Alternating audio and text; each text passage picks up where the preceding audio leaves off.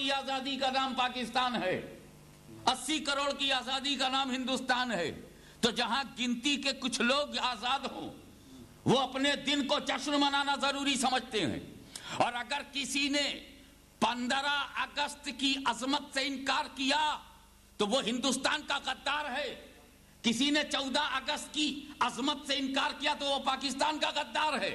کہ جس دن ملک بنے وہ دن تجھے برا لگے، جس دن انسانیت کو آزادی ملی ہو، جس دن کچھ لوگوں کو آزادی ملی ہو، وہ دن ہمارا دن ہے، اس کا جشن منانا ہمارا جشن ہے۔ تو یہ 14 اگست ہو یا 15 اگست، 26 جنوری ہو یا کسی کیلنڈر کی کوئی تاریخ، یا بیلجیم کا کوئی دن ہو یا انگلینڈ و امریکہ کا کوئی دن ہو، مجھے دنوں سے بحث نہیں، صرف سوال کرتا ہوں، کیونکہ یہاں کچھ لوگ وہ ہیں جو ہندوستان سے آئے ہیں، کچھ وہ لوگ ہیں جو پاکستان سے آئے ہیں، اس لیے دونوں سے میں سوال کر رہا ہوں کہ یہ 15 اگست کی آزادی کیا ہے؟ صرف ہندوستان کے رہنے والے ہی تو آزاد ہوئے، تو 15 اگست وہ تاریخ ہے جسے کوئی ہندوستانی فراموش نہیں کر سکتا، 14 اگست وہ تاریخ ہے جسے کوئی پاکستانی فراموش نہیں کر سکتا، اسے نیگلیکٹ نہیں کر سکتا، اس کو بدعت نہیں کہہ سکتا، اس کو حرام نہیں کہہ سکتا، 14 اگست کے جشن پر فتویٰ نہیں لگا سکتا۔ میں پوچھتا ہوں کہ تم اتنی محبت کیوں کرتے ہو 14 اگست سے؟ تو جواب ملے گا کہ 14 اگست ہاشمی میاں وہ دن ہے جس دن پاکستان کو آزادی ملی۔ تو میں کہتا ہوں کہ 12 ربیع الاول یہ 14 اگست سے بھی زیادہ قیمتی ہے، اس میں سارے جہان کو آزادی ملی ہے۔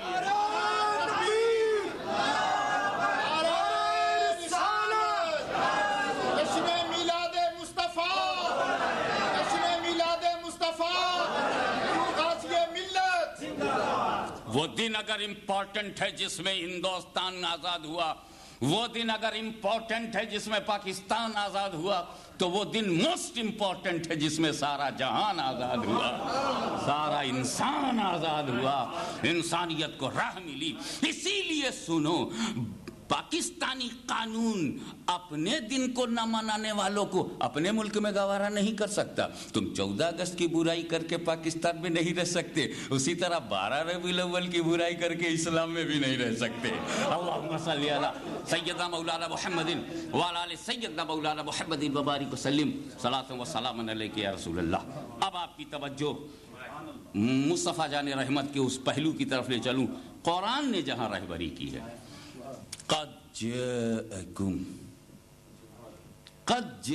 من اللہ نور و کتاب مبین، تحقیق کی آیا تمہارے پاس نور اللہ کی جانب سے اور روشن کتاب۔ پہلے تو آپ پوری آیت پر غور فرمائیے۔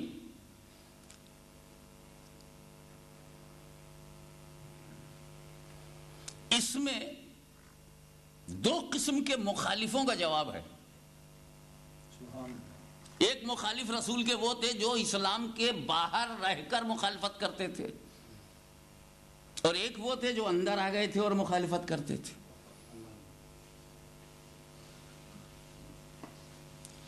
جو باہر تھے وہ کہتے تھے یہ خدا نے انہیں بھیجا ہی نہیں۔ ابو جہل کا کہنا یہ تھا کہ تم عبداللہ کے بیٹے ہو، تمہیں خدا نے بھیجا ہی نہیں ہے، تم خدا کے بھیجے ہوئے ہو ہی نہیں، تم مرسل ہو ہی نہیں، لستا مرسلا، تمہیں خدا نے بھیجا ہی نہیں۔ اور ایک مخالف تھا، وہ کہتا بھیجا تو ہے تم کو خدا نے، مگر تم میری طرح ہو۔ ان دونوں کا جواب اسی آیت میں، قد جاءکم من اللہ۔ اے لوگوں، تم سمجھتے ہو کہ اللہ کی طرف سے نہیں آئے، کہ اللہ ہی کی طرف سے آئے، اور جو تم کہتے ہو ہماری طرح ہے تو بیوقوفی مت کرو، یہ نور ہے۔ ویسے بھی جب کوئی آتا ہے تو ہم، کوئی بھی اجنبی ہوا آیا ہمارے لیے تو اجنبی ہے، انون ہے، ہم جانتے ہی نہیں کون آیا۔ تو پہلی خواہش آپ کی یہی ہوگی، کوئی دروازہ کھٹکھٹائے گا تو آپ پوچھیں گے آپ کون ہیں۔ کوئی اجنبی مسافر دروازے پر آ گیا تو آپ کہیں گے آپ ہیں کون؟ پھر یہ پوچھیں گے آپ کہاں سے آ رہے ہیں۔ پھر آپ کو یہ تشویش ہوگی اکیلا ہے کہ اس کے ساتھ کوئی اور بھی ہے، یعنی میں چائے پانی کھانا اگر کھلاؤں بھی تو کتنا لاؤں؟ پوچھا آپ کے ساتھ کوئی اور بھی ہے۔ یہ ہماری اسلامی تہذیب ہے کہ اگر کوئی بھی ہمارے پاس اجنبی آوے تو ہم پوچھیں آپ کا نام کیا ہے، نام پوچھنے کے بعد یہ پوچھیں آپ تشریف کہاں سے لائیں. اگر قریب سے آئے ہیں تو چائے پانی کر لیجئے, اگر دور سے آئے تو کھانا کھائیے. پھر یہ بھی پوچھ لینا ضروری ہے کہ آپ اکیلے ہیں یا کوئی ساتھ میں ہے. ہماری زندگی کے یہ اصول اور ہمارے سماج کے یہ تقاضے اور ہماری یہ تہذیب کہ یہ 3 سوال ہر اجنبی سے کریں گے, آپ کون ہیں, کہاں سے آئے ہیں اور اکیلے ہیں کیا. اگر یہی اس آنے والے سے بھی 3 سوال کرو تو اسی آیت میں تینوں کا جواب ہے. ہم نے پوچھا آپ کہاں سے آ رہے ہیں, کہا من اللہ, قد جاءکم من اللہ, میں تو اللہ کی جانب سے آ رہا ہوں. آپ ہیں کون, نور. قد جاءکم من اللہ نور.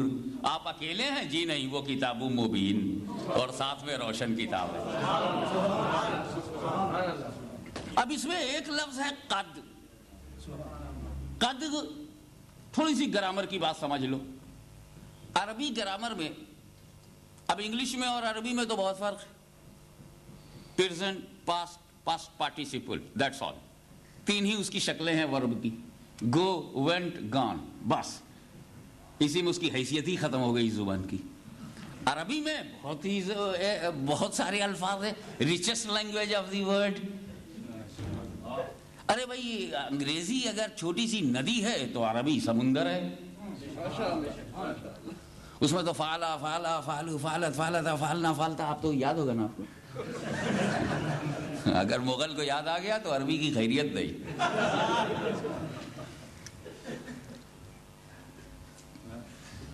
مگر اتنا جان لیں کہ جو عربی ورب کا پاسٹ ورب ہو, وہ ورب جو پاسٹ ہے, جیسے ضربا, جیسے فعلا, اور اس کے آگے قد لگ جائے تو گرامر میں یہ ہے کہ وہ تحقیق کا معنی پیدا ہوتا ہے. ضربا, مارا اس نے. قد ضربا, تحقیق کی مارا اس نے. جا, آیا وہ. قد جا, تحقیق کی آیا. تو یہ قد سے تحقیق کا معنی پیدا ہو جاتا ہے. نو ڈاؤٹ, ڈیفینیٹلی, سرٹینلی, ایبسولوٹلی, پکی بات ہے کہ وہ آیا. تو تحقیق کے معنی پیدا ہو جاتے ہیں. تو رب نے یہ نہیں کہا کہ جا من اللہ, جا من اللہ, نور نہیں کہا کہ نور اللہ کی طرف سے آیا, بلکہ قد لگایا گیا ہے عربی میں. قرآن میں قد ہے, تحقیق کی آیا نور. گویا قرآن یہ کہنا چاہتا ہے کہ یہ مکے والے کو چلتا پھرتا دیکھ کے دھوکہ نہ کھانا. یہ پانی پیتا ہوا دکھائی پڑے گا, کھانا کھاتا ہوا دکھائی پڑے گا, سڑک پہ چلتا ہوا دکھائی پڑے گا, تجارت کرتا ہوا دکھائی پڑے گا, شادی کرتا ہوا دکھائی پڑے گا, روٹی کھاتا ہوا دکھائی پڑے گا. تو یہ کھاتا پیتا دیکھ کے دھوکہ نہ کھانا. یہ نور ہے, یہ نور ہے. اور یہ خیالن نہیں کہہ رہا ہوں, یہ محبتن نہیں, یہ گمان نہیں ہے, یہ ظن غالب نہیں ہے کہ یہ ظن غالب ہے کہ یہ نور ہے. یہ تحقیق ہے. جو بات کہی جا رہی وہ تحقیقاً کہی جا رہی ہے. تو رسول کا نور ہونا ظنن نہیں ہے, خیالن نہیں ہے, تخیلن نہیں ہے, یہ تحقیقاً ہے کہ وہ اللہ کے نور. اب یہاں پہ ٹھہر کر کے ایک چیز اور سمجھو کہ تحقیق بھی مان لیا جائے کہ یہ تحقیق ہے, تو تحقیق تو بدلتی رہتی ہے, تحقیق تو کٹتی رہتی ہے.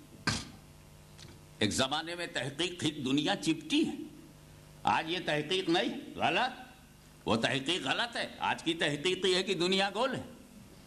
پہلے کہا گیا تھا کہ ایٹم جو ہے وہ آخری اسٹیج ہے, بولے غلط, یہ تحقیق پرانی ہے. ایٹم کو پاور میں چینج کر کے اس کی 3 قسمیں بھی بنا دی گئی. تحقیقیں تو بدلتی رہتی ہیں. کسی نے تحقیق کیا کہ زمین سورج کے کنارے گھومتی, کوئی کہتا نہیں سورج ہی پورے وجود کو لے کر زمین کے کنارے, زمین سورج کے کنارے. ان لوگوں کا عجیب حال ہے, کبھی سورج کو گھماتے ہیں زمین کے کنارے, کبھی زمین کو گھماتے ہیں سورج کے کنارے, اور خود نہیں